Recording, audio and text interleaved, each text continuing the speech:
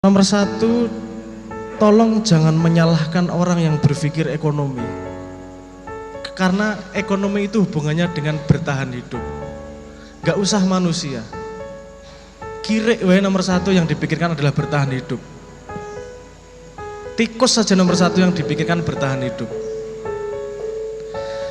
Manusia, walaupun manusia bisa berpikir lebih, tapi nomor satu yang difikirkan adalah bertahan hidup. Karena kalau dirinya mati, dia tidak bisa melakukan hal yang lebih. Paham maksud saya ya? Jadi kalau dia, mayoritas manusia berpikir tentang ekonomi, itu wajar. Tapi tidak semua hanya berpikir ekonomi, ada yang berpikir lebih.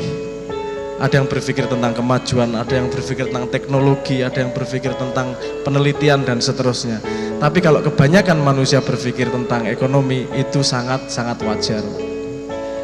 Di Indonesia, tahun 2018, jumlah mahasiswa 7,5 juta dari 264 juta penduduk Indonesia. Dari 7,5 juta itu, hasil karya ilmiah per tahun mungkin hanya sekitar 8.000. Nggak banyak juga ke orang Indonesia yang berpikir tentang ilmu. Kalau Anda berangkat kuliah, yang Anda pikirkan apa? Ilmu atau mendapat pekerjaan yang lebih baik? Tenane ilmu. Bahasa mikirnya pekerjaan yang lebih baik, dan itu wajar, nggak apa-apa. Manusia masih berjalan.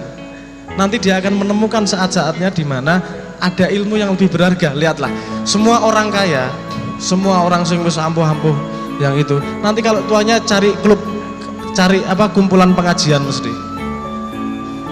Ya, karena umurnya sampai pada posisi itu. Nah,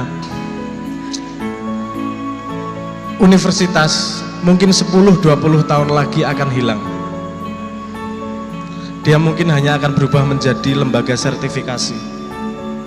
Kenapa? Karena universitas tidak mampu mengejar perkembangan ilmu yang terjadi sekarang.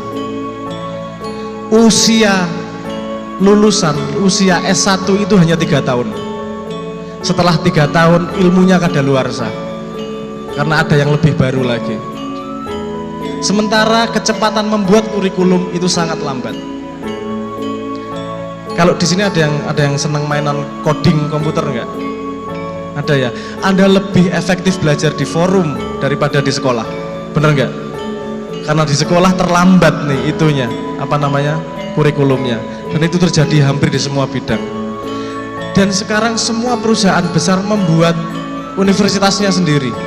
McDonald membuat universitas, Microsoft membuat universitas, Apple membuat universitas, hampir semua perusahaan besar membuat universitas. Telkom punya universitas. Jadi kalau Anda cari pekerjaan, masuk universitas itu langsung dapat pekerjaan, selesai. Tapi kalau Anda mencari ilmu, sekarang dunia internet itu menyediakan ilmu yang luar biasa. Cuman masalahnya susah filternya, itu tadi aja. Tapi kalau Anda mau mencari apapun, ya Allah.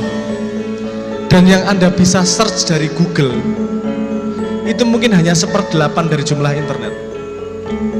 Yang sisanya tidak bisa di search di Google, yang disebut sebagai deep web.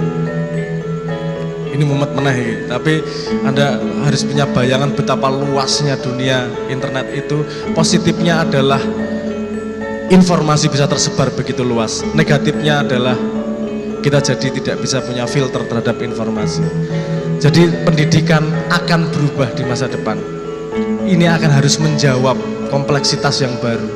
Cara ukur, kalau Anda dengar kalimatnya Menteri Pendidikan kita yang terakhir, Nadiem Makarim, dia sudah mengatakan bahwa kelulusan tidak menjamin, titel tidak menjamin, apa tidak menjamin gitu ya kalimatnya. Karena dia paham betul bahwa keadaan sekarang pergerakannya amat sangat cepat. Tapi dia belum memberi jawaban alternatifnya seperti apa. Belum memberi jawaban. Tahun depan kita bisa memberi jawaban itu. Tapi kita harus bersama-sama. Karena bentar lagi yang dibutuhkan hanya sertifikasi. Anda kuliah-kuliah, pekerjaan tetap butuh sertifikasi, ya ora? Apa gunanya kuliah? Mau butuh sertifikasi, ya ora? Ngopo ora langsung sertifikasi wae. Arahnya ke depan seperti itu. Ini bukan saya yang mengatakan. Harvard, Cambridge, Stanford mengatakan bahwa terancam di universitas kalau caranya seperti ini, karena caranya masih seperti cara lama. Dia menjawab kompleksitas lama. Universitas itu sistem pendidikan yang sekarang lahir sejak revolusi industri Perancis. Dia diciptakan untuk dia dibuat untuk menciptakan pekerja, bukan untuk membangun manusia. Sekarang kompleksitasnya sudah berubah, harus ada jawaban yang baru. Sedunia belum ada jawabannya. Semoga kita bisa menjawab tahun depan, tapi harus bareng-bareng. Karena komunitas tidak bisa dijawab oleh satu orang, tapi dijawab oleh kebersamaan dan gotong royong tersebut. Oke. Ngaten nggih, jawab.